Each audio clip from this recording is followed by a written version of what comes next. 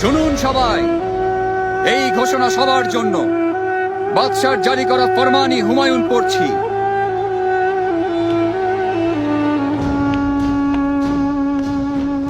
রমজানের এই পবিত্র মাসে আপনারা শুধু মুনাফার কথা না ভেবে আল্লাহ তাআলার সন্তুষ্টি অর্জনের লক্ষ্যে কাজ করুন, তার আদেশ মেনে চলার চেষ্টা করুন।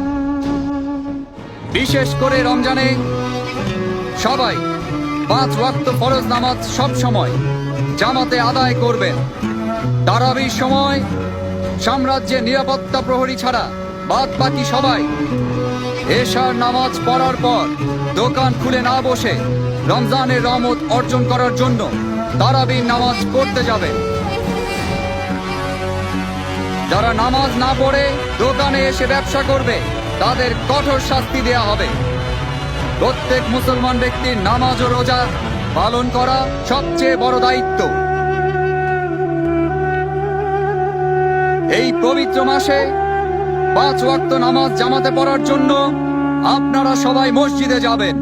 বায়াজিদ মসজিদের ময়দানে ইবাদত করতে আসা মহিলাদের আশেপাশে ঘোরাঘুরি করলে বা কোনো ক্ষতি করলে অথবা কোনো বেয়াদবি করলে কঠিন শাস্তি পেতে হবে।